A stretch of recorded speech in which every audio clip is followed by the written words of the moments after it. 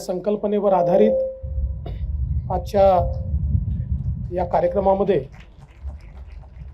मंचावर उपस्थित असलेले श्री हितेश जैनजी, डॉक्टर सुधीर मेहताजी, श्री मनोज पोचटजी, श्री कृतिका भंडारी, समोर उपस्थित असलेले सर्व मान्यवर आणि उपस्थित भगिनी आणि बंधूंनो,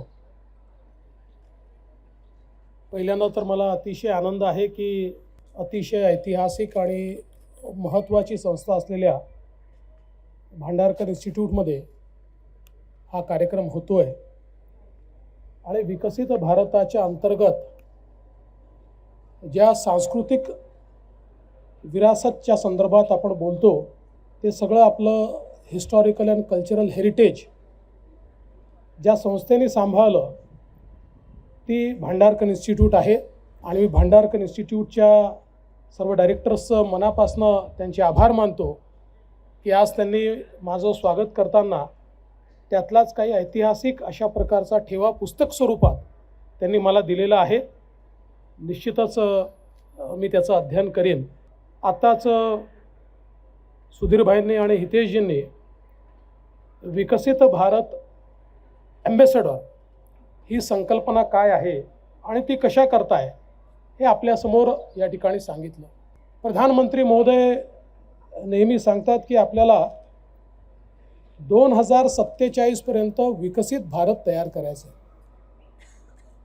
आपल्या सर्वांना कल्पना आहे की आपले पूर्व राष्ट्रपती APJ अब्दुल कलाम साहेब हे नेहमी असं म्हणायचे की आपल्याला 2020 साल जे आहे हे अत्यंत महत्त्वाचं आहे, कारण 2020 साली भारत हा जगातला सर्वात युवा देश म्हणून एस्टॅब्लिश होणार आहे. आणि या युवा शक्तीला मानव संसाधनामध्ये जर आपण परिवर्तित केलं तर आपण विकसित राष्ट्र देखील होऊ शकतो आणि जगातलं उत्तम राष्ट्र देखील होऊ शकतो. Unfortunately for first 10-15 years we did not do anything.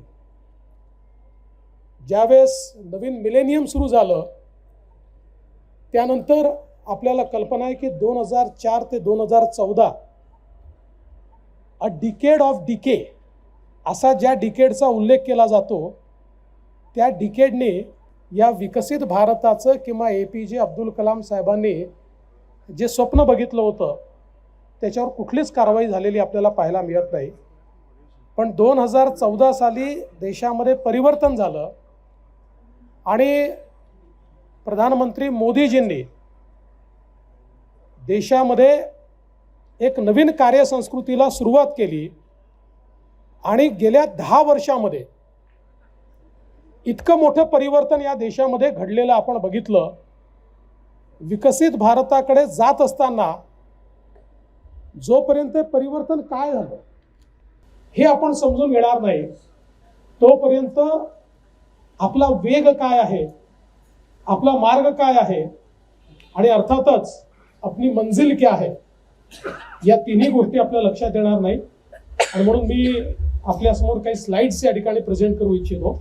आपण जर बघितलं from sports to space and science to startups it is India's decade. 10 वर्षामध्ये आपण हे बघितलं की एक सेंटर स्टेज भारताला सगळ्या गोष्टींमध्ये या ठिकाणी आपल्याला प्राप्त झालं. आता 2013ला काय स्थिती होती? 2013ला Indian economy was amongst fragile 5 अर्थव्यवस्था IMFने आणि सगळ्या जगातल्या फायनान्शियल ॲडवायझर्सनी सांगितले होते की these economies are going to crash, they are not going to stay, these are the most fragile economies. आणि त्या फ्रेजाइल इकॉनॉमीजमध्ये पहिल्या 5 फ्रेजाइल इकॉनॉमीजमध्ये भारत होता. आणि 2022 मध्ये काय परिस्थिती आहे? सगळे असं म्हणतात की India is the brightest spot in the world economy आणि from fragile 5 we enter first 5 biggest economies of the world within 10 years. 10 वर्षामध्ये पहिल्या 5 जगातल्या मोठ्या अर्थव्यवस्थांमध्ये आपण त्या ठिकाणी गेलो. आणि हे जे काही ट्रान्झिशन आपण 2014 पासून बघितलं, आज आम्ही जगातली 5वी मोठी अर्थव्यवस्था आहोत. मोदीजींनी सांगितलंय third term and we will be the third biggest economy of the world. आणि त्यानंतर 2023 ते 2047चा जो रोड मॅप आहे 2047, India will be a developed nation, we will have a developed economy. आणि त्याच्याकडे जाण्याकरता what India really requires is, ज्या आजचा कार्यक्रम आहे की विकसित भारताचे एम्बेसेडर्स, आपापल्या क्षेत्रामध्ये जे काम करतील असे सगळे एम्बेसेडर्स आपल्याला पाहिजे आहेत. आता आपण जर पॅरामीटर्स बघितले, व्हॉट हॅज रिअली हॅपन्ड, तर आपण बघा GDP growth, average growth in UPA it was 4.5%, now it is 8.4%. Inflation it was mostly double digit inflation, now it has come down to 5%. It is 6.7% आम्ही average दिला, but now it has come down to 5%. FDI inflow from $36 billion to $85 billion. त्याच्यानंतर exports $300 billion to 770, म्हणजे दीडपट आपले exports वाढले. Forex reserves 270 billion पासून आपण 600 billion पर्यंत गेलो. या ठिकाणी करंट अकाउंट डेफिसिट हा आपला 5.1% of the GDP, which is very alarming. 5.1% of the GDP is very alarming. From there we have come down to absolute within parameters of 2% of the GDP. आणि त्यासोबत आपण जर बघितलं तर हे सगळं होत असताना एक one of the benchmark is की आपल्याला अप्रुव्हल्स कसे मिळतात. तर एन्व्हायरमेंटल अप्रुव्हल्समध्ये for a project we use to take 640 days. 640 days म्हणजे 365 दिवसाचा एक वर्ष असतो. So for one project we use to take at least 2 years. आता ते कमी होत होत 103 days या ठिकाणी आपण आणलेलं आहे आणि ते अजून कमी करण्याचा प्रयत्न हा आपल्याला या ठिकाणी करतोय. त्यामुळे मोठ्या प्रमाणात आपण जर बघितलं तर इन्फ्लेशनचा दर म्हणजे महागाईचे दर या ठिकाणी कमी झालेले आहेत. आणि याचं कारण काय आहे, तर याचं कारण मुख्यत्वे करून ट्रान्सपरन्सी आहे. याचं कारण जे आहे ते एक जी पॉलिटिकल विल, आणि जर आपण विचार केला तर अवस्था काय होती, अवस्था अशी होती की केवळ आपल्याला मागच्या काळामध्ये स्कॅम्स पाहायला मिळायचे. 2G 3G जिजाजी काय वेगवेगळे स्कॅम्स त्या काळात झाले होते. असे नुसते स्कॅम्स आपल्याला पाहायला मिळायचे. क्रॉनी कॅपिटलिझम आपल्याला पाहायला मिळायची. There was no political will, there was lack of political will. Total policy paralysis होता. आणि त्यामुळे India's rating got downgraded, India's FDI decreased आणि आपले एक्सपोर्ट्स देखील मोठ्या प्रमाणात कमी झाले होते. अशा प्रकारच्या परिस्थितीतनं आज आपण या ठिकाणी बाहेर पडलो. हे आपण बघू शकतो. यू कॅन सी हा डायनॅमिक डॅशबोर्ड आहे की काय परिस्थिती 80 to 2050चा हा एक डॅशबोर्ड आपण बघू शकतो. आपण खालून वर येत जातोय बघा. You can see the third largest economy we will be by 2027. We will be the third largest economy. आणि याच्याकरता मंत्र काय आहे, प्राईम मिनिस्टर साहेबांचा मंत्र आहे reform, perform, transform and inform. या 4 गोष्टींवर आधारित हा जो काही बदल आहे हा बदल या ठिकाणी होतोय.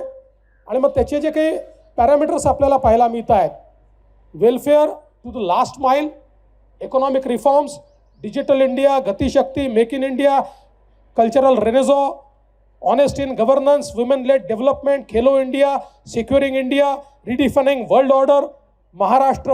अर्थातच महाराष्ट्र तर यायलाच पाहिजे. No growth in India is possible without Maharashtra, because Maharashtra is the growth engine. It is the power house of Indian economy. त्यामुळे Maharashtra will be the gateway to the Viksit Bharat idea of honourable prime minister.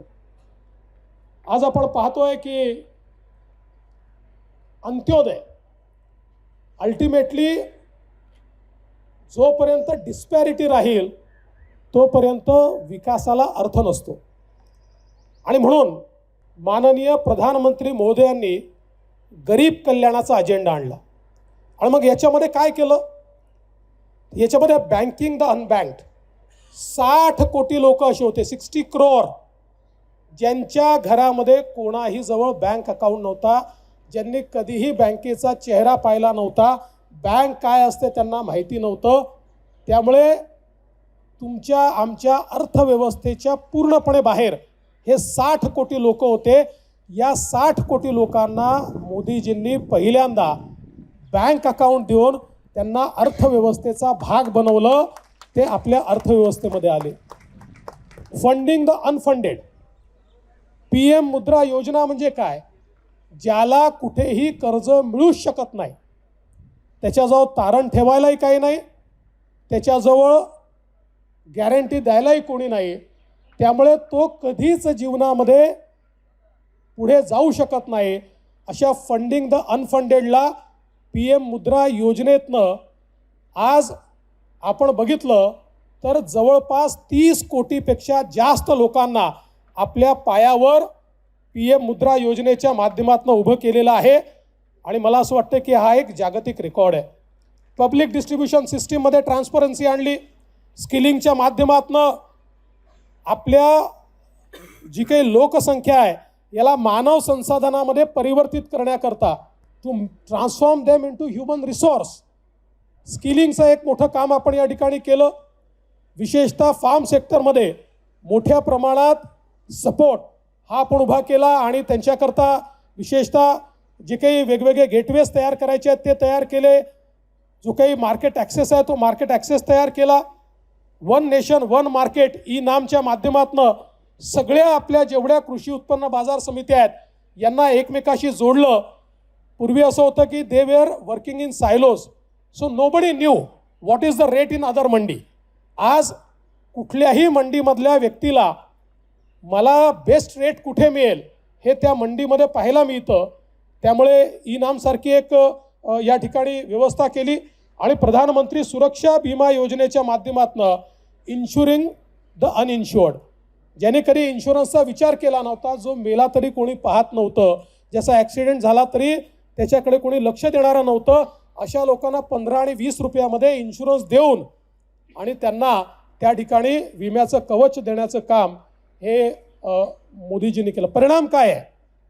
परिणाम हा आहे की 9 years 25 कोटी लोक 25 crore people came above the poverty line.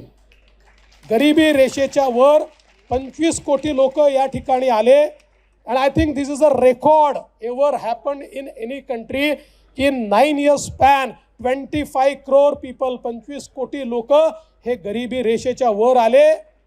आणि this is the Modinomics.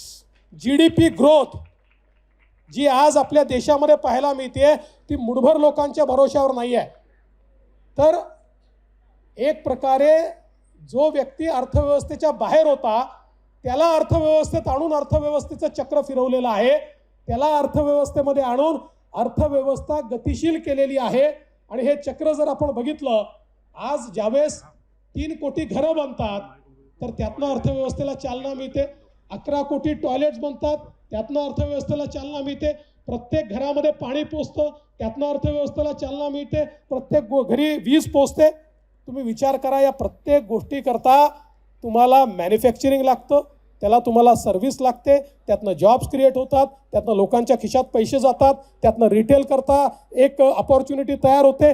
म्हणजे ही सगळी साखळी जी काही आज आपण फास्टेस्ट डेव्हलपिंग इकॉनॉमी आहोत ही हँडफुल फ्यूच्या भरोश्यावर नाही, 25 कोटी लोकांना अधिकार देऊन मोदीजींनी भारताला फास्टेस्ट ग्रोईंग इकॉनॉमी या ठिकाणी तयार केलं. आणि आता वर्ल्डच्या सगळ्या एजन्सीज सांगतात की there are only 3% people in India who are under extreme poverty. म्हणजे ज्या देशामध्ये देशाचं इकॉनॉमिक सर्वे सांगायचा की 40 to 50% people are in extreme poverty, त्या देशामध्ये आज देर आर ओनली 3% पी. म्हणजे 3% असणंही आपल्याला काही भूषणावं नाही आहे, but it's a number which can be tackled in next 2 to 3 years. त्यामुळे मला असं वाटतं की एक फार मोठं या ठिकाणी काम हे झालेलं आहे.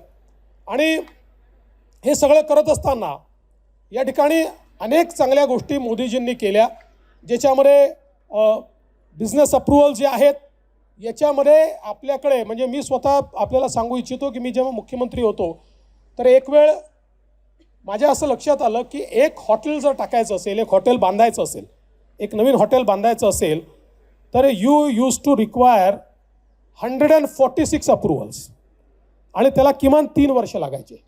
आणि देशातल्या सगळ्या बिझनेसेसमध्ये ही परिस्थिती होती.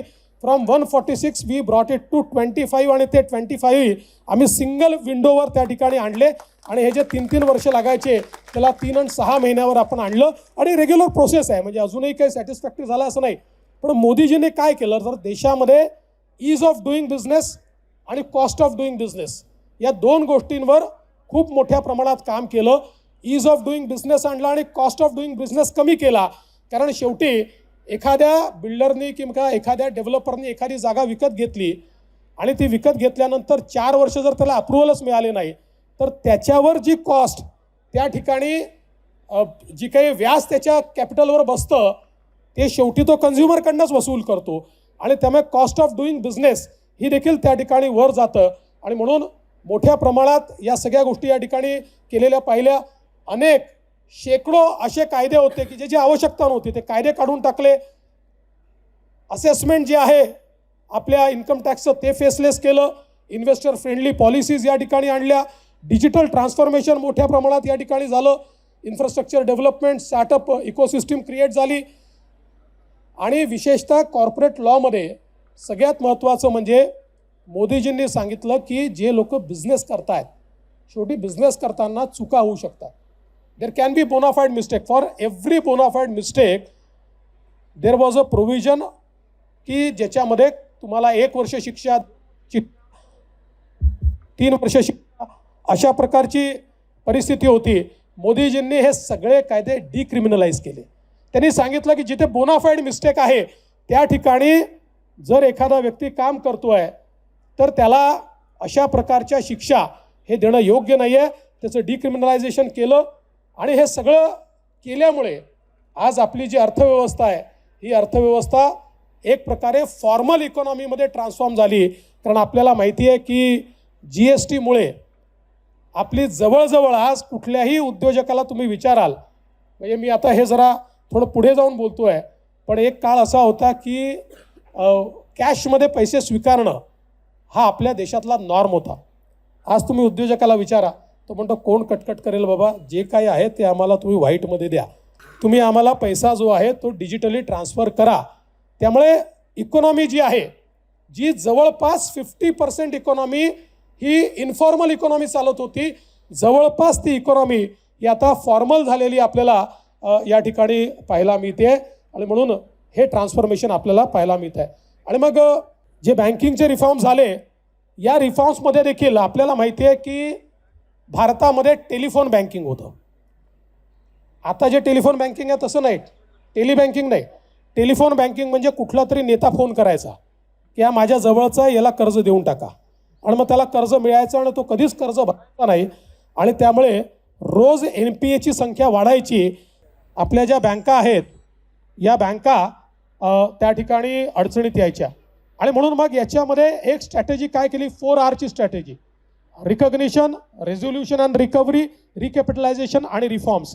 ज्याच्यामध्ये आपल्याला माहिती आहे की आता ॲसेट हा NPA झाला आहे, हे RBIने अशा प्रकारचे नॉर्म्स तयार केले आहेत की कोणी लपवू शकत नाही. पूर्वी जोपर्यंत सत्यानाश होत नव्हता तोपर्यंत ते लपवलं जायचं आणि मग तो ॲसेट कधी रिकन्स्ट्रक्ट होऊ शकणार नाही अशा परिस्थितीत जायचा आणि बँकांचे पैसे बुडायचे. त्यामुळे इन्सॉल्व्हन्सी आणि बँक्रप्सी कोड हा आणून अशा प्रकारचे जे पैसे बँकांचे अडकलेले आहेत त्या कॅपिटलची किंमत कमी कमी होत जाते, त्याच्या आधी त्याला NPA घोषित करायचं आणि कोडच्या अनुसार इन्सॉल्व्हन्सीची जी काही प्रक्रिया आहे ही प्रक्रिया पूर्ण करायची. NCLT वगैरे जे काही आपण फोरम्स तयार केलेले आहेत या फोरम्सच्या माध्यमातून, आणि त्याच्यानंतर ते रिकॅपिटलाइज करायचं आणि त्यामुळे देशाचे अडकलेले पैसे हे खूप मोठ्या प्रमाणात आपण बाहेर काढू शकलो. आज आपण पाहू शकतो परिणाम काय आहे. परिणाम असा आहे, SBIचं जे ॲन्युअल प्रॉफिट 13-14 मध्ये 50,000 कोटी होतं, 11,000 कोटी होतं, ते 50,000 कोटीवर गेलं. आपलं गेल्या 9 वर्षामध्ये 10 लाख कोटी रुपयाच्या NPAची रिकव्हरी आपल्या बँक्स या ठिकाणी करू शकले. हे 10 लाख कोटी तुमचे आमचे होते, हे आपले पैसे होते ज्याची रिकव्हरी झाली. आणि HDFC has become the world's 4th largest bank. आणि त्यासोबत पब्लिक सेक्टर बँक्सनी त्यांचा नफा जो 30-33 हजार कोटीमध्ये असायचा आणि तोही मोस्टली कागदावर असायचा, the real profit of public sector banks has grown to 1 lakh crore. 1 lakh कोटीचा नफा आज पब्लिक सेक्टर बँक्सनी या ठिकाणी कमवलेला आहे. हे देखील आपल्याला पाहायला मिळालेलं आहे. आणि म्हणून मी या संदर्भात सांगितलेलंच आहे. मोदीजींनी आता त्यांचा ट्विट या ठिकाणी आपल्याला पाहायला मिळतोय की Q3 मध्ये 2023-24च्या we have grown by 8.4%. Now this is a time when the entire world is seeing recession. All the major economies are in recession, and at that time India grows at 8.4%. मला असं वाटतं की this is the real power of Indian economy आणि हे अत्यंत महत्त्वाचं आहे. Go to your village fair, buy potatoes and tomatoes and pay 7 rupees 50 paisa by a credit card. What will the poor lady do? Does she have a POS machine there? Is it connected to our electricity source? Is there Wi-Fi there? Is the internet working there? Do you know that every village has got a village fair? In my part of the country, the village fair takes in turns.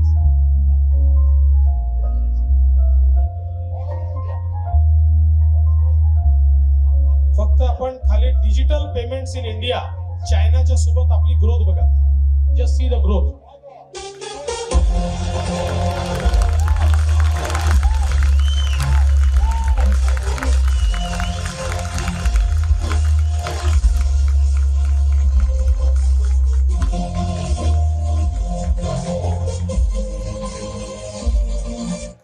Chidambaram साहेबांना माहितीच नव्हतं की ते मोदीजींची deal करतायत. He is dealing with prime minister Modi. आज बघा जगामध्ये डिजिटल ट्रान्झॅक्शन मध्ये आपण पहिल्या क्रमांकावर आलो. आणि चिदंबरम साहेब जे म्हणत होते की एखादा वेंडर भाजीचा, एखादी बाई ही डिजिटल पेमेंट करू शकेल का, आता त्यांनी पुण्यात येऊन पाहिलं तर सगळे चहावाले डिजिटल पेमेंट करताय, भाजीवाले डिजिटल पेमेंट करताय. कुठल्याही अमृत तुल्यला गेलं तर आपल्या मोबाईलनी पेमेंट करता येतो. ही परिस्थिती आज खरं म्हणजे डिजिटल गेटवेमध्ये मोदीजींनी करून दाखवली. आणि डिजिटल ट्रान्झॅक्शन मध्ये आपण पहिल्या नंबरवर आलो. गतिशक्ती एक अशी योजना आहे की ज्याच्यातनं आज संपूर्ण इन्फ्रास्ट्रक्चरचं मॅपिंग हे आपण त्या ठिकाणी केलेलं आहे. आणि यातनं हा जो काही प्लॅटफॉर्म गतिशक्तीचा तयार झालेला आहे, हा सगळ्या वेगवेगळ्या लेयर्स या API जोडून एक सिंगल प्लॅटफॉर्म असा तयार झालाय की आज जर एखादी इन्व्हेस्टमेंट करायची असेल, पूर्वी एक रस्ता बनवायचा असेल तर त्याचं पहिल्यांदा फिजिकल सर्वे करावा लागायचा. आणि मग अनेक वेळा रस्ता बनवता लक्षात यायचं की खालून तर पाईपलाईन चाललेली आहे, माहितीच नाहीये. आता गतिशक्ती प्लॅटफॉर्मवर एखादा प्रोजेक्ट कन्सिव्ह करण्याकरता सोपं आहे. जेवढे इन्फ्रास्ट्रक्चरचे कामं झालेले आहेत सगळे all layers are put on Gatishakti. आणि आता परिणाम काय आहे बघा की आपण 2012-13 मध्ये किंवा 13-14 मध्ये जेव्हा UPAचं सरकार होतं तर आपण कॅपिटल एक्सपेंडिचर करायचो 2 lakh crore. Our capital expenditure was 2 lakh crore. Now our capital expenditure is 10 lakh crore. 5 fold 5 पटीने ते वाढलेलं आहे. आणि मग आपण पाहू शकतो की आज रुरल रोड जे आहेत ते 91 किलोमीटर पर डे आपण करतोय, हायवेज 34 किलोमीटर पर डे करतोय. एवढी मोठी आपण पॉटमध्ये सगळी कॅपॅसिटी ऍडिशन या ठिकाणी केलं. नॅचरल गॅसची पाईपलाईन, सगळे आकडेवारी आपल्या समोर आहे. मी आपला वेळ या ठिकाणी घेऊ इच्छित नाही. आणि number of airports in India have doubled. 74 airport होते, 149 एअरपोर्ट्स या ठिकाणी झालेले आहेत. अर्थातच पुण्याच्या एअरपोर्टचा विस्तारित जो एअरपोर्ट आहे त्याचं उद्या उद्घाटन होणार आहे. मला पुणेकर रोज विचारायचे, त्यामुळे उद्या त्याचं उद्घाटन होणार आहे. आणि आमचा प्रयत्न आहे की पुढच्या 3-4 वर्षात अजून एक नवीन एअरपोर्ट पुण्याला आपल्याला द्यायचाच आहे. त्यामुळे त्याचंही होपफुली या वर्षी त्याचं काम सुरू करण्याचा प्रयत्न आपण करू. त्याचं ऍक्विजिशन वगैरे आपण निश्चितपणे या ठिकाणी करू. आपल्याला माहिती आहे की मेकिंग इन इंडिया, आपल्या प्राईम मिनिस्टर साहेबांनी मेक इन इंडियाचा नारा दिला आणि मेक फॉर वर्ल्डचा नारा दिला. आणि आज आपण पाहतोय एवढ्या मोठ्या प्रमाणात डिफेन्सचं सेक्टर असेल, MSMEचं सेक्टर असेल, प्रत्येक सेक्टरमध्ये ज्याला रायझिंग टू द ऑकेजन म्हणतात असे आपल्या उद्योजकांनी ते करून दाखवलं. आणि विशेषतः मी MSMEचं जे सेक्टर आहे त्याचा विशेष उल्लेख करू इच्छेन की कोविड नंतर सगळ्यात difficult time was for MSME sector. पण माननीय मोदीजींनी जवळपास 3 लाख कोटी रुपये 3 लाख करोड हे MSME सेक्टर करता त्या ठिकाणी नेमून दिले. आणि त्यातनं आमचं MSME सेक्टर हे मोठ्या प्रमाणात उभं राहिलं. 3,60,000 करोड रुपीज. आणि मोठ्या प्रमाणात MSME सेक्टर करता जे काही त्या ठिकाणी रिफॉर्म्स झाले, या रिफॉर्म्समुळे खूप मोठ्या प्रमाणात आपल्याला हे सेक्टर उभं राहिलेलं आपल्याला पाहायला मिळत आहे. कॉटेज इंडस्ट्री आपली उभी राहिली आहे. PLI सारख्या स्कीम्समुळे 14 सेक्टरमध्ये आपण या ठिकाणी 8 लाख कोटीचे इन्क्रिमेंटल सेल्स हे या ठिकाणी करू शकलो. प्रोडक्शन लिंक इन्सेंटिव्ह ही एक नवीन पद्धत या ठिकाणी काढली आणि त्यामुळे मोठ्या प्रमाणात आणि एक्सपोर्ट्स मध्ये नवीन रेकॉर्ड आपण केला. या ठिकाणी 766 बिलियन USD एवढा एक्सपोर्ट आपण करू शकलो. हा देखील मला असं वाटतं एक मोठा रेकॉर्ड आहे. आणि आज आपण पाहू शकतो, माझा हा टीव्ही बंद झालेला आहे त्यामुळे मी तो पाहू शकत नाही, पण तुम्ही हा पाहू शकताय. आज आपण पाहू शकतो की मेक इन इंडिया मध्ये ज्या प्रकारे आपलं काम झालंय, MSMEचं कॉन्ट्रीब्युशन हे आता आपल्या GDP मध्ये 30% झालाय. हे महत्वाचं काय? कारण देशामध्ये सर्वात जास्त या ठिकाणी एम्प्लॉयमेंट जर कोणी क्रिएट करत असेल तर त्या MSMEच करतात. आणि बोईंग आणि एअरबस म्हणजे मला या गोष्टीचा आनंद आहे की भारत सगळ्यात मोठ्या एअरक्राफ्टच्या ऑर्डर प्लेस करणारा देश झालेला आहे. आणि बोईंग आणि एअरबस मोदीजी विस्तार तर करतात पण दुसऱ्याला फायदा नाही मिळू देत. त्यांनी सांगितलं आम्हाला एअरक्राफ्ट पाहिजे आहे, आम्ही एअरपोर्ट वाढवले आहेत, फ्लाय करणाऱ्यांची संख्या वाढली आहे, एअरक्राफ्ट आम्ही तुम्हाला ऑर्डर देऊ पण बनवावे लागतील आमच्या देशामध्ये. आणि आता बोईंग आणि एअरबस हे दोघंही भारतामध्ये येऊन इट वॉज अनहर्ड. म्हणजे कधी याचा विचार केला नव्हता की भारतामध्ये या 2 कंपन्या येऊन या ठिकाणी एअरक्राफ्टची निर्मिती करतील. आता त्याचंही सुरू झालेलं आहे. आणि डिफेन्स एक्सपोर्ट मध्ये आपलं 23 टाइम्स आपण त्या ठिकाणी पुढे गेलेलो आहोत. खरं म्हणजे आपण एक्सपोर्ट करतच नव्हतो, आपण वी वेअर नेट इम्पोर्टर्स. पण आता आपण डिफेन्स मध्ये देखील मोठ्या प्रमाणात एक्सपोर्ट करतोय. हे सगळे आकडे आपल्या समोर आहे बघा. मरीन एक्सपोर्ट मध्ये, इलेक्ट्रॉनिक गुड्स मध्ये, टॉय एक्सपोर्ट मध्ये आपण इतक्या मोठ्या प्रमाणात. आणि आता FDI मध्ये आपण बघितलं आणि मला हे सांगितलं पाहिजे की देश आपला FDI मध्ये खूप पुढे चालला आहे. पण who is the leader in FDI? It is Maharashtra. आणि मला हे सांगताना आनंद वाटतो की या वर्षीचे FDIचे रिझल्ट्स हे आत्ताच RBIने घोषित केले. महाराष्ट्र नंबर 1 तर आहेच, पण गुजरात, कर्नाटका आणि उत्तर प्रदेश पुट टुगेदर या तिघांची बेरीज करा, त्याही पेक्षा जास्त FDI एकट्या महाराष्ट्राला मिळालेला आहे. And of course the credit goes to Honorable Prime Minister Modiji. कारण त्यांनी जी इकोसिस्टीम तयार केली त्या इकोसिस्टीममुळे आज मोठ्या प्रमाणात या ठिकाणी FDI येताना आपल्याला दिसतोय.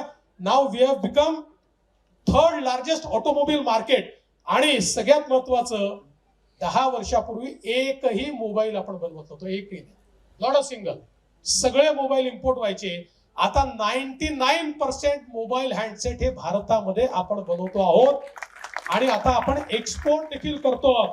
त्यामुळे एक प्रकारे मोठी मेक इन इंडियाची इकोसिस्टीम तयार झाली. मेक फॉर वर्ल्डची इकोसिस्टीम देखील आता या ठिकाणी आपण तयार केलेली आहे. आणि मला असं वाटतं की ही खरं म्हणजे विकसित भारताची संकल्पना आहे. अर्थातच हे सगळं करत असताना भारताची जी संस्कृती आहे, कल्चरल रेनेसॉन्स, सांस्कृतिक पुनरुत्थान, हे सगळ्यात महत्वाचं आहे. ज्यांना आपला इतिहास माहिती नसतो त्यांना वर्तमान तर असतं पण त्यांना भविष्य नसतं. आणि भारताचा जो इतिहास डिलीट करण्यात आला होता, डिलीट म्हणजे आम्ही सगळे मुघलांच्या साम्राज्याबद्दल खूप शिकलो, ते शिकलं पाहिजे, पण 1000 वर्ष या देशामध्ये चोल साम्राज्य होतं, ज्याने संपूर्ण देशामध्ये आणि जगामध्ये आमच्या संस्कृतीची, आमच्या धर्माची पताका उंच केली. त्यांच्याबद्दल आम्ही 4 ओळी देखील शिकलो नाही. हा सगळा जो आमचा डिलीटेड इतिहास होता, ह्याचा आमचा एक कल्चरल अशा प्रकारचा ठेवा होता, तो देखील या ठिकाणी सांस्कृतिक पुनरुत्थानाचं काम हे मोदीजींनी केलं. आणि आपल्याला माहिती आहे 22 जानेवारीला 500 वर्षानंतर अयोध्येमध्ये पुन्हा एकदा रामललांचं मंदिर आणि त्यांच्या विग्रहाची प्राणप्रतिष्ठा ही या ठिकाणी आपण झालेली पाहिली. सोमनाथचं मंदिर असेल, राम मंदिर असेल, काशी विश्वनाथचा कॉरिडॉर या ठिकाणी आपण सगळ्यांनी बघितला. जे देशाचे खरे हिरोज होते, द रिअल हिरोज, म्हणजे वल्लभभाई पटेल असतील किंवा नेताजी सुभाषचंद्र बोस असतील. आम्ही इंग्रजांची जी निशाणी होती ती निशाणी आम्ही राजपथ हा इंग्रजांनी तयार केला होता आणि त्याच्यावर इंग्रजी राजाची समाधी किंवा त्याचा पुतळा लावलेला होता. मोदीजीने सांगितलं राजपथ इंग्रजांकरता होता, आमच्याकरता कर्तव्य पथ आहे. राजपथचं नाव बदललं आणि त्या ठिकाणी कर्तव्य पथवर जो पुतळा लागला तो नेताजी सुभाषचंद्र बोसांचा पुतळा हा त्या ठिकाणी लागलेला आपण बघितला. आणि यासोबत आपल्याला माहिती आहे भारतीय राज्यघटनेचे निर्माते भारतरत्न डॉक्टर बाबासाहेब आंबेडकर यांची जन्मभूमी महू असेल, नागपूरची दीक्षाभूमी असेल, लंडनची शिक्षाभूमी असेल, दिल्लीचं महापरिनिर्वाण भूमी असेल किंवा जिथे अंत्यसंस्कार झाले ती चैत्यभूमी महापरिनिर्वाण भूमी असेल, या प्रत्येक ठिकाणी या महामानवाच्या ज्या काही आठवणी आहेत या योग्य प्रकारे त्याचं जतन झालं पाहिजे आणि आपला स्वाभिमान जागृत राहायला पाहिजे. याकरता खऱ्या अर्थानं या ठिकाणी काम केलं. आणि हे सगळं करत असताना मोदीजींचं एक स्पष्ट मत आहे, if India wants to become a developed nation, 50% of its population needs to be transformed into human resource. No nation in the world has become developed by exclusion. If you exclude 50% of your population, which is women folks, you are never going to get developed. आपण बघितलं 30 वर्षापूर्वी चायनाने हे लक्षात घेतलं की आपल्याला जर विकसित व्हायचं असेल तर महिलांना आपल्याला आपल्या या व्यवस्थेमध्ये घ्यावं लागेल आणि त्यांनी ते घेण्याची सुरुवात केली आणि चायनाचं डेव्हलपमेंट झालं. कुठल्याही जगातल्या विकसित देशाचं जर डेव्हलपमेंट आपण बघितलं तर ती आपल्याला महिला केंद्रित अशा प्रकारचं त्या ठिकाणी दिसेल. आणि म्हणून मोदीजींनी महिला केंद्रित अशा प्रकारची धोरणं या ठिकाणी सुरू केली. आणि आज आपण पाहू शकतो मग मेटर्निटी लिव्ह पासनं तर महिलांना अधिकारिता देण्याकरता आज 2.5 कोटी घरं मोदीजींनी आम्हाला सगळ्यांना सांगितलं की आपण प्रधानमंत्री आवास योजनेतली घरं देतो, प्रयत्न करा की प्रत्येक घरामध्ये घराच्या मालकिणीचं नाव आलंच पाहिजे. आणि आज 2.5 कोटी परिवारांमध्ये त्या मालकिणीचं म्हणजे त्या घरच्या महिलेचं नाव हे आपल्याला पाहायला मिळत आहे. आज 11,000 टॉयलेट्स जे बांधण्यात आले आहेत हे केवळ टॉयलेट्स नाही आहेत, हे इज्जत घर आहेत. कारण आज टॉयलेट्स नसल्यामुळे सर्वात जास्त अडचणींचा सामना महिलांना करावा लागायचा. किंवा आज घरी पाणी येत आहे तर ते पाणी आल्यामुळे सगळ्यात जास्त पाणी भरण्याकरता मेहनत करणाऱ्या आमच्या महिला होत्या. आणि काय आश्चर्य बघा की आपण स्वातंत्र्याच्या 75 वर्षानंतर देखील आमच्याकडे 60 कोटीपेक्षा जास्त घरं असे होते की जिथे पिण्याचं पाणी येत नव्हतं. आज जवळपास सगळ्या घरांपर्यंत आपण पोहोचलो आहोत आणि काही थोडे बहुत कामं राहिले आहेत ते पूर्ण झाल्यानंतर 100% घरी आपण पिण्याचं शुद्ध पाणी हे पाईपच्या माध्यमातून पोहोचवतो आणि हे देखील आपण या ठिकाणी बघितलंय. आणि म्हणून वेगवेगळ्या गोष्टी म्हणजे ट्रिपल तलाकचा बॅन असेल. आणि मगाशी मी मुद्रा लोनच्या संदर्भात सांगत असताना माझा आकडा चुकला, मी 30 कोटी सांगितलं. 30 कोटी मुद्रा लोनचा जो आकडा फक्त महिलांचा आहे, ओनली विमेन. 50 कोटी लोकांना मिळाल्या पण त्या 50 कोटीमध्ये 31 कोटी महिला आहेत. म्हणजे 31 करोड विमेन फोक्स ह्या आपल्या स्वतःच्या पायावर या ठिकाणी उभ्या राहिलेल्या आपल्याला या निमित्ताने पाहायला मिळतात. आणि म्हणून मला असं वाटतं की हा जो आणि हे सगळं करत असताना अनेक वर्ष महिलांना आपण विधानसभा आणि लोकसभेमध्ये रिझर्वेशन देऊ असं म्हणत होतो, पण आम्ही जे निवडून येणारे लोक आहोत हे फक्त भाषण करायचो, मात्र त्याच्यावर अंमलबजावणी कधी करायचो नाही. आणि इतकी हिपोक्रेसी होती की सर्व पक्ष म्हणायचे की नाही दिलं पाहिजे, पण जेव्हा द्यायची वेळ यायची तेव्हा सगळे बॅकआउट व्हायचे. मोदीजींनी सांगितलं नथिंग डुईंग. नवीन संसद झाली. नवीन संसदेमध्ये महत्वाचा पहिला कायदा कुठला झाला असेल तर लोकसभा आणि विधानसभेमध्ये महिलांना 33% आरक्षण देण्याचा कायदा केला. त्यामुळे पुढच्या काळामध्ये जेव्हा महिला लॉ मेकर्स होतील, मला विश्वास आहे की जेंडर इक्वॅलिटीकडे जाण्याकरता प्रत्येक कायद्याची स्क्रुटिनी होईल आणि या देशामध्ये जी जेंडर इनइक्वॅलिटी आहे ती दूर करण्यामध्ये याचा एक महत्वाचा विषय असेल. आज आपण पाहू शकतो की गव्हर्नन्स मध्ये सगळ्यात महत्वाचा बदल काय आहे. या देशाची डिलिव्हरी सिस्टीम जी होती, it was most corrupt delivery system. Rajiv Gandhi जेव्हा पंतप्रधान होते त्यावेळेस ते एकदा वैतागून म्हणाले, मी काय करू, मैं दिल्ली से 1 रुपया भेजता हूं तो अंतिम व्यक्ति को 15 पैसे मिलते हैं, 85 पैसे व्यवस्था खा जाती है. देशाच्या पंतप्रधानांनी हे सांगितलं. मोदीजींनी सांगितलं नथिंग डुईंग. मी 1 रुपया पाठवेल तर पूर्ण 1 रुपया शेवटच्या व्यक्तीपर्यंत पोचवेल, एक नवा पैसा कोणाला खाऊ देणार नाही. आणि मग जनधनचे 50 कोटी अकाउंट, 60 कोटी अकाउंट काढले. जनधन, आधार आणि मोबाईल ही एक अशी ट्रिनिटी तयार केली की ज्यातनं एक नवीन डिलिव्हरी सिस्टीम देशामध्ये तयार झाली की ज्या डिलिव्हरी सिस्टीम मध्ये थेट बेनिफिशरीच्या खात्यामध्ये पैसे जात आहेत. आता कोणी मध्यस्थ नाहीये, कोणी दलाल नाहीये. कुठे पंचायत समितीमध्ये जा, तिथे जाऊन मग 2 पैसे द्या आणि योजना मिळवा. आता योजनामध्ये कोणाला मध्ये येता येत नाही. आता योजना ही थेट त्या लोकांपर्यंत पोहोचते आहे. आणि याचा फायदा काय झाला, 10 कोटी घोस्ट बेनिफिशरी होते. म्हणजे वेगवेगळ्या योजनांमध्ये जे अस्तित्वातच माणसं नव्हते असे 10 कोटी लोक गरिबाच्या योजना खात होते.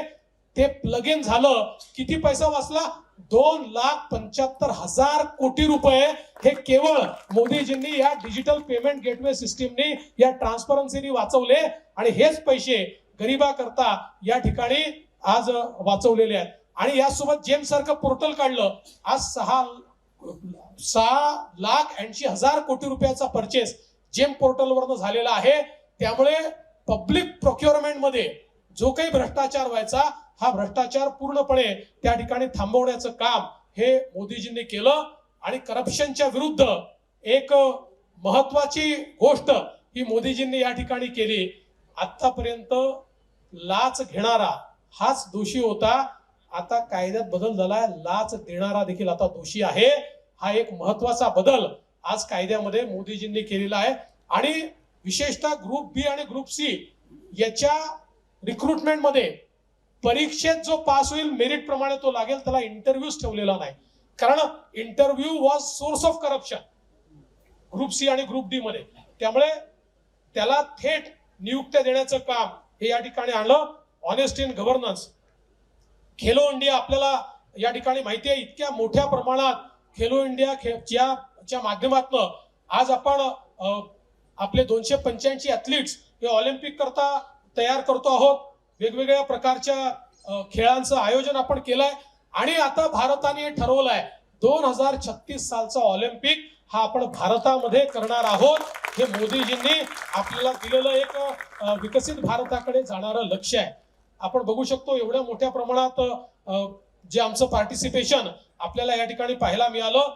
आणि त्याचा परिणाम असा आहे की आपल्या म्हणजे जर आपण 2018शीच कम्पेअर केलं तर आपल्या मेडल टॅली एशियाडमध्ये, ऑलिम्पिकमध्ये आपली जी मेडल टॅली वाढली आहे, 52% आपली मेडल टॅली वाढली आहे. गोल्ड आपले 75% त्या ठिकाणी वाढलेले आहेत. आणि सगळ्यात महत्वाचं की या सगळ्या मेडल टॅलीमध्ये 50% पार्टिसिपेशन हे विमेन ऍथलीटचं आहे, या आमच्या मुलींचं आणि महिलांचं आहे. हे देखील अत्यंत महत्वाचं आहे. आणि यासोबत आपण पाहू शकतो की एक सशक्त भारत अशा प्रकारची जी काही संकल्पना या ठिकाणी आहे, मोदीजींनी जेव्हापासनं सर्जिकल स्ट्राईक आणि एअर स्ट्राईक केला आहे तेव्हापासनं भारतामध्ये शांतता आहे. आपल्या शेजाऱ्याला हे समजलं आहे, हा जुना भारत नाही आहे की जिथे तुम्ही बॉम्बस्फोट कराल आणि तो केवळ युनायटेड नेशन मध्ये जाऊन निषेध करेल. हे पूर्वीची परिस्थिती कशी होती की आमचे जे प्रमुख असायचे ते युनायटेड नेशन मध्ये जाऊन निषेध करायचे, मग जाहीर निषेध करायचे, मग अति तीव्र निषेध करायचे, मग त्यापेक्षा तीव्र निषेध करायचे. याच्या पलीकडे आम्ही कधी गेलो नाही. पण पहिल्यांदा मोदीजींनी सांगितलं की आमच्याकडे धमाके कराल तर घुसून आम्ही तुम्हाला मारू शकतो. ही भारताची कॅपॅसिटी आहे. आणि आज आपण पाहू शकतो की एक्स्ट्रीमिझम जे काही आतंकवाद होता याच्या घटना 76% कमी झाल्या, 76% कमी झाल्यात. आणि हे लोक सांगायचे 370 हटला तो खून की नदिया बहेगी, असं त्यांनी सांगितलं होतं. खूनची नदिया सोडा, पत्थर मारायची आता कोणाची हिंमत राहिलेली नाही. 81% व्हायलन्सच्या घटना 81% कमी झालेल्या आहेत. आणि जम्मू काश्मीरने टुरिझमचे सगळे रेकॉर्ड हे या ठिकाणी तोडलेले आहेत. आणि सगळ्यात महत्वाचं जर काही या सरकारने केलं असेल, मोदीजींनी केलं असेल, तर बॉर्डरचं इन्फ्रास्ट्रक्चर. मी स्वतः लेह लद्दाखला एका आपल्या सैन्याच्या कार्यक्रमाकरता त्या ठिकाणी गेलो होतो आणि त्या कार्यक्रमाच्या छत्रपती शिवाजी महाराजांचा पुतळा आपण त्यांना दिला आणि तो तिथे लावण्याकरता गेलो होतो. त्यावेळेस तिथल्या सर्वोच्च अधिकाऱ्यांनी मला सांगितलं की म्हणाले जुन्या सरकारमध्ये आम्ही त्यांना सांगायचो की बॉर्डरवर इन्फ्रास्ट्रक्चर गरजेचं आहे. ते म्हणायचे नाही, that is not our policy. आम्ही त्यांना सांगायचो हो चायना आणि पाकिस्तान किंवा चायना विशेषतः बॉर्डर पर्यंत इतकं इन्फ्रास्ट्रक्चर तयार करताय की त्यांचा मुवमेंट ऑफ मेन आणि मुवमेंट ऑफ आर्मामेंट हा ते त्या ठिकाणी 24 तासात करू शकतात. आणि आमच्याकडे जर आम्ही रस्ते आणि टनेल्स तयार केल्या नाहीत तर ते अटॅक करतील तरी आम्ही 8 दिवस पोहोचू शकणार नाही. त्यावेळेस तेव्हाचं सरकार आम्हाला सांगायचं की आमची स्ट्रॅटेजीच ही आहे की ते त्यांच्या बॉर्डर पर्यंत येऊ शकतात पण आपल्याकडे आत येऊ शकत नाही कारण आपण रस्तेच तयार केले. मोदीजींनी सांगितलं चालणार नाही. आणि अनप्रेसिडेंटेड म्हणजे it was his words, unprecedented infrastructure. आपल्याला माहितीच नाही कारण अशा प्रकारचं इन्फ्रास्ट्रक्चर वी डोंट बोस्ट. आता इथे आम्ही एक आकडा आपल्या समोर दिलाय, 6800 किलोमीटरचे रोड्स आपण त्या ठिकाणी तयार केल्यात. म्हणजे जिथे जोजिला पास वगैरे जिथे जाण्याकरता 6 तास 8 तास 1 दिवस लागायचा अशा ठिकाणी 5 आणि 7 मिनिटात आपण पोहोचतो. असे टनेल्स आपण तयार केले आहेत. अशा प्रकारचे म्हणजे आता चायना जर त्यांचे फोर्सेस 24 तासात आणू शकत असेल तर आम्ही 12 तासात आमचे फोर्सेस मूव्ह करू शकतो. अशा प्रकारचे इन्फ्रास्ट्रक्चर हे या ठिकाणी केलेलं आहे. आणि आमचं जे डिफेन्सचं एक्सपेंडिचर आहे हे 3 लाख कोटीवरनं 6 लाख कोटीवर आपण नेलेलं आहे. आणि हे सगळं करत असताना what it is that we are tracking, at least 4 people have been killed, over a dozen have been injured in serial blasts that hit civil courts in Varanasi, Faizabad and Lucknow today. While 4 people were killed in the Faizabad blast, several people were injured in the Varanasi blast, and based on the pictures that we see over here, there is every possibility of there having been people who lost their lives in Varanasi. In Lucknow, the blast took place when a bomb kept in a cycle reportedly exploded. Sources have said, and I am quoting the Press Trust of India here, that the intensity of the blast in Lucknow was not of a high magnitude. एक हफ्ता बीत गया है जी हाँ, वो बुधवार की ही तारीख थी, तारीख 13 जुलाई. मला असं वाटतं की इतक्या मोठ्या प्रमाणात आता एअर स्ट्राईक नंतर आता फेब्रुवारीमध्ये 5 वर्ष पूर्ण झाले. कोणाची हिंमत नाही झाली भारताकडे वाकडी नजर करण्याची, या ठिकाणी हिंमतही झाली नाही. आणि बघा भारतामध्ये दंग्यांची परिस्थिती काय होती, आज परिस्थिती काय आहे. हा कर्व आपल्याला पाहायला मिळतो. 80s मध्ये तो हायएस्ट होता, आज आपण पाहतो NDA 2 मध्ये तो लोएस्ट आहे. आज दंगे करण्याची हिंमत देखील कोणी या ठिकाणी करत नाहीये. आणि विशेषतः we are redefining the world order. आज आपण पाहू शकतो की G20 मध्ये भारत हा पहिला देश आहे. कुठल्याही देशात यापूर्वी G20ची प्रेसिडेन्सी जायची तर एका शहरामध्ये कार्यक्रम व्हायचे. एका शहरामध्ये भारतामध्ये मोदीजींनी 60 शहरं निवडली आणि 60 शहरांमध्ये कार्यक्रम झाले. 60 शहरांमध्ये कार्यक्रम सक्सेसफुल झाले. आणि ज्या काळामध्ये रशिया युक्रेनचं युद्ध चाललेलं आहे, ज्या काळामध्ये अनेक देश लॉगर हेड्सवर आहे, अशा काळामध्ये लोक असं म्हणायचे की याचा काही आउटकम होऊ शकत नाही. There can be no new Delhi declaration because no one is going to sign, no one is going to agree, there will be no consensus on new Delhi declaration. पण मोदीजींची ही शक्ती होती, त्यांची लिडरशिप होती की न्यू दिल्ली डिक्लेरेशन झालं. सगळ्या देशांनी, सगळ्या all countries, nobody was left out, सगळ्या देशांनी काही मिनिमम प्रोग्राम्सवर मान्यता दिली आणि या ठिकाणी आपण ते डिक्लेरेशन करू शकलो. आणि जगामध्ये भारत लीड करू शकतो, भारत नेतृत्व करू शकतो, हे G20 मध्ये आपण दाखवलं. जगभरातले सगळे प्रेसिडेंट महात्मा गांधींच्या समाधीवर चपला काढून जाताना आपल्याला पाहायला मिळाले. हा देखील एक नजारा आपण सगळ्यांनी त्या ठिकाणी बघितला. आज आपण पाहतोय कोविडमध्ये 220 बिलियन म्हणजे आपल्या 140 कोटी लोकांना 2 डोस मोदीजींनी दिले. ज्यावेळेस कोविड आला त्यावेळी विकसित राष्ट्र असं म्हणायचे की सगळ्यात जास्त डेथ्स होतील तर भारतात होतील, India will never be able to manage. पण इंडियाने ते मॅनेज केलं. आपल्या स्वतःच्या लसी आपण तयार केल्या. इंटरनॅशनली काही लोकांनी लसी थोपण्याचा विचार देखील आपल्यावर केला होता, पण ते झुगारून, प्रेशर झुगारून आपल्या लसी आपण वेळेत तयार केल्या. आज आपण सगळे लोक जिवंत आहोत, या ठिकाणी बसलो आहोत, कारण 2 लसी प्रत्येकाला मिळाल्या आणि आपल्यापैकी कोणालाही एक नवा पैसा त्या लसी करता द्यावा लागला नाही. हे नवीन भारताची जी पॉवर आहे. आणि याच्यामुळे केवळ हेच केलं नाही तर वॅक्सिन मैत्रीमध्ये 100 देशांना आपण लसी दिल्या. परिणाम असा आहे ते 100 देश आज भारताचं नाव घेतात. मी मॉरिशस मध्ये गेलो होतो छत्रपती शिवरायांच्या पुतळ्याच्या उद्घाटनाकरता. त्या ठिकाणचे राष्ट्रपती मला म्हणाले की आम्ही मोदीजींचे आभारी आहोत. म्हटलं का बरं? म्हणाले त्यांनी वॅक्सिन दिलं नसतं तर मॉरिशस मध्ये आम्ही जिवंतच राहिलो नसतो. असं ज्यावेळेस ते राष्ट्रपती म्हणतात त्यावेळेस भारताची ताकद काय आहे ही आपल्याला या ठिकाणी निश्चितपणे खऱ्या अर्थानं पाहायला मिळते. आणि युक्रेन आणि रशियाच्या वॉरमध्ये ज्यावेळी दोन्ही देश म्हणतात की या वॉरमध्ये सोल्युशन जर कोणी काढू शकत असेल तर भारत काढू शकतं, मला असं वाटतं केवढा भारतावरचा विश्वास आज वाढलेला आहे. आणि जगभरामध्ये ज्या ज्या ठिकाणी आपले भारतीय स्टुडंट्स होते आणि युद्धजन्य स्थितीत तयार झाली, आपले तर स्टुडंट्स आपण काढलेच, पण अन्य देशांनी सांगितलं तुम्ही तुमचे काढले, आम्हाला आमचे काढता येत नाही. त्या देशांचे स्टुडंट्स किंवा नागरिक देखील काढण्याचं काम हे भारताने करून दाखवलं. We have entered into new world order.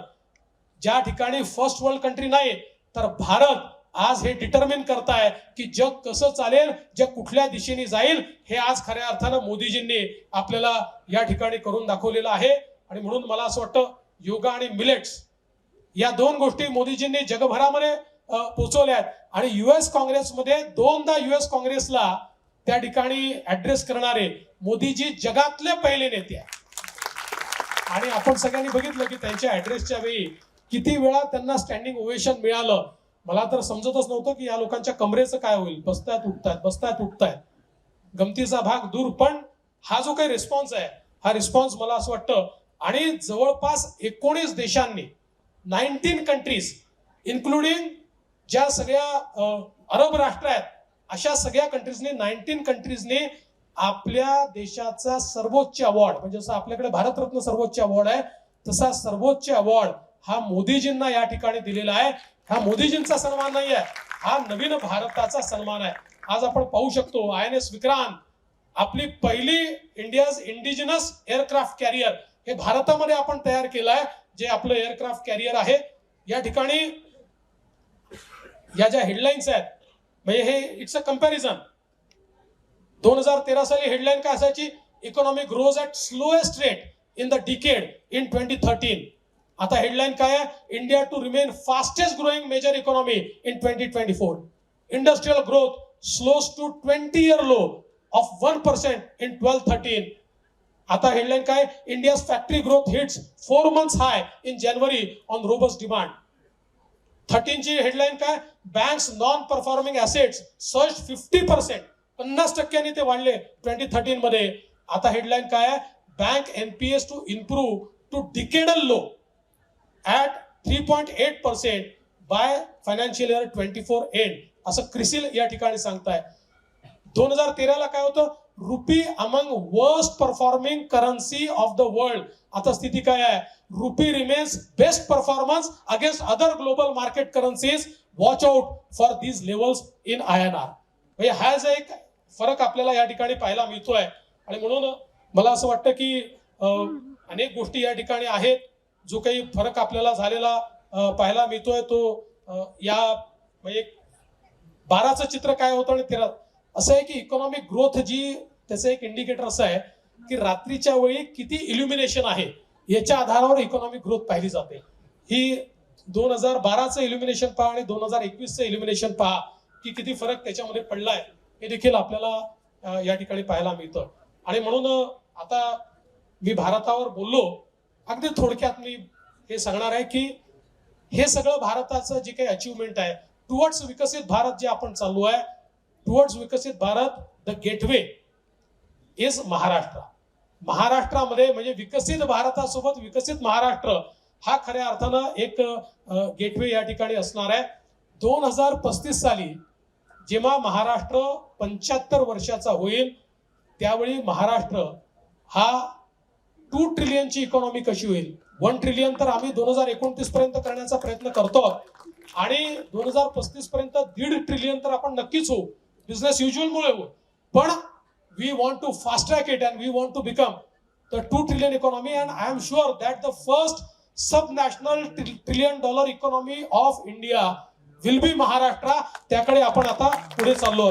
आज आपण पाहू शकतो की इतक्या मोठ्या प्रमाणात कालच आपण देशात नाही जगातलं सगळ्यात मोठं डिस्ट्रीब्युटेड सोलर जनरेशनचा करार केला.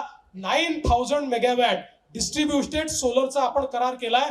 आणि we will be the first state in the country की ज्याच्यामध्ये पुढच्या 3 वर्षामध्ये कृषी करता जेवढी वीज लागते ही 100% वीज आम्ही सोलरच्या माध्यमातून त्या ठिकाणी देऊ. आणि केवळ 11 महिन्यामध्ये 9,000 मेगावॅटचे करार केवळ 11 महिन्यामध्ये आम्ही केले आणि पुढच्या 18 महिन्यामध्ये ते आम्ही सोलर पार्क्स तयार करू आणि त्याची इलेक्ट्रिसिटी जनरेट करून ती इलेक्ट्रिसिटी सप्लाय करू. त्यामुळे मोठ्या प्रमाणात नॉन कन्व्हेन्शनल सोर्सेसमुळे ग्रीन हायड्रोजन आपण तयार करतोय. पंप स्टोरेजची 29 गिगावॅट म्हणजे 29,000 मेगावॅटचं आपण त्या ठिकाणी काम हे निश्चितपणे सुरू करतो. आणि हे सगळं करत असताना आपला प्रयत्न आहे की 2035 सालापर्यंत आपली जी काही कॅपॅसिटी आहे आपल्या हेल्थ केअरमध्ये त्याच्यामध्ये बेड्समध्ये आपण 1,00,000 बेड्सचे ऍडिशन हे त्या ठिकाणी करू इच्छितो आहोत. मोठ्या प्रमाणात आपण हॉस्पिटल्स तयार करण्याचा आपला प्रयत्न आहे. एफडीआय मध्ये तर मी ऑलरेडी सांगितलंय वी आर द नंबर 1. आणि सगळ्यात महत्वाचं काय आहे तर आता आपण वी हॅव डिसाइडेड की आपण $100 बिलियन एवढी इन्व्हेस्टमेंट इन्फ्रास्ट्रक्चर मध्ये करणार आहोत. इन्फ्रास्ट्रक्चर लेड डेव्हलपमेंट मध्ये कालच आपल्याकरता एक आनंदाची गोष्ट आहे की गडकरी साहेबांनी आणि आम्ही एक करार केला केंद्र सरकार आणि राज्य सरकारने.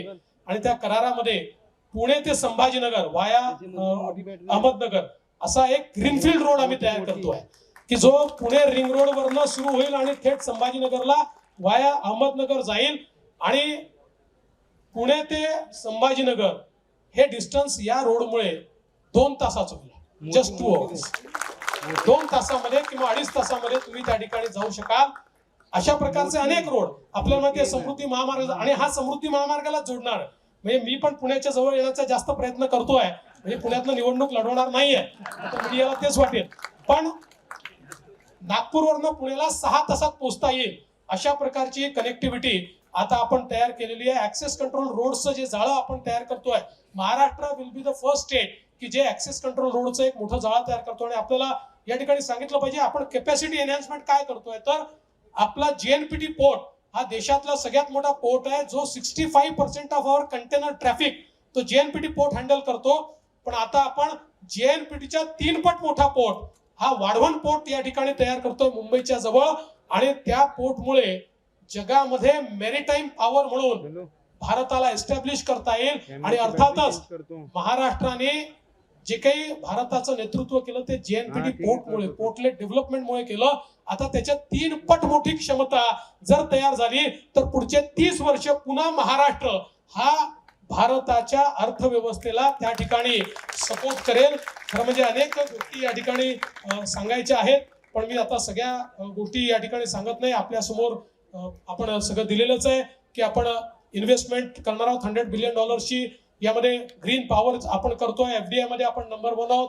आपण मोठ्या प्रमाणात हेल्थ केअरचं आणि विशेषतः सेफ महाराष्ट्र हा एक आपला मंत्र आहे, ज्याच्यामध्ये मोठ्या प्रमाणात डिजिटल इंटरव्हेन्शन जे आहेत, मोठ्या प्रमाणात टेक्नॉलॉजीचा वापर करून आज आपण देशातला सगळ्यात चांगला डिजिटल प्लॅटफॉर्म तयार करतोय, हा सायबर सिक्युरिटीचा, की जो देशातला सगळ्यात उत्तम सायबर सिक्युरिटी प्लॅटफॉर्म असेल. कारण पुढच्या काळामध्ये आपल्याला कल्पना आहे की हे जे काही स्ट्रीटचे गुन्हे आहेत याच्यापेक्षा सायबर गुन्हे हे मोठ्या प्रमाणात वाढणार आहे. आता माझं पाकिट मारलं याच्यापेक्षा माझ्या खात्यातनं पैसे चोरले अशा प्रकारचे गुन्हेच वाढणार आहे. या गुन्ह्यांना टॅकल करण्याकरता भविष्यातला भारत तयार असला पाहिजे, हा आपला प्रयत्न आहे. आणि हे सगळं करत असताना आपला सगळा भर हा जॉब क्रिएशनवर आहे.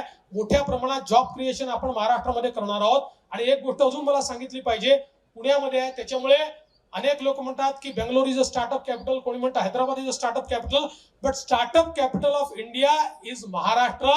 देशातले सगळ्यात जास्त स्टार्टअप्स हे महाराष्ट्रामध्ये आहे, देशातले सगळ्यात जास्त युनिकॉर्न्स हे महाराष्ट्रामध्ये आहे.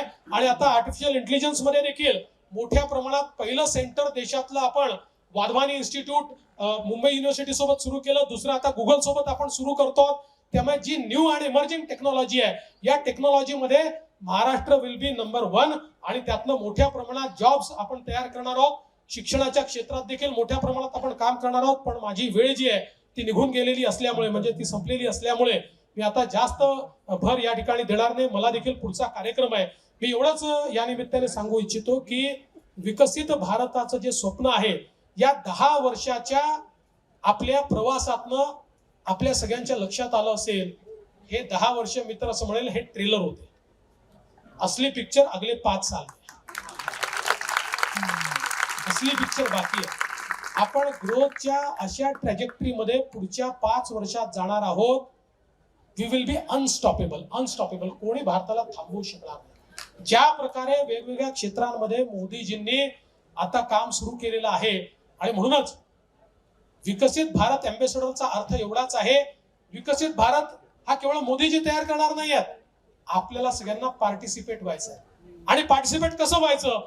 प्रत्येकाला काही सीमेवर जाऊन लढायचं नाहीये, पण प्रत्येकाला आपलं कर्तव्य, आपलं काम हे जरी आपण नीट केलं, एक काम देशाकरता, एक काम समाजाकरता, एक काम राज्याकरता, काहीतरी आपण आपल्या परीनं ते छोट्यातलं छोटं काम जरी आपण करू शकलो तरी आपण विकसित भारताचे अँबॅसेडर होणार आहोत. आणि म्हणून आज इथे जमलेल्या सगळ्या लोकांना माझी विनंती आहे, हीच संधी आहे देशाकरता काम करण्याची, हीच संधी आहे महाराष्ट्राकरता, समाजाकरता काम करण्याची. विकसित भारताचे अँबॅसेडर म्हणून आम्ही देखील या विकसित भारताच्या संपूर्ण प्रक्रियेमध्ये सामील होऊ, अशा प्रकारचा आपण सगळ्यांनी संकल्प करावा, एवढीच आपल्याला विनंती करतो. आणि माझं अतिशय लांबलेलं भाषण किंवा जे काही मी केलं ते संपवतो. धन्यवाद. जय हिंद, जय महाराष्ट्र.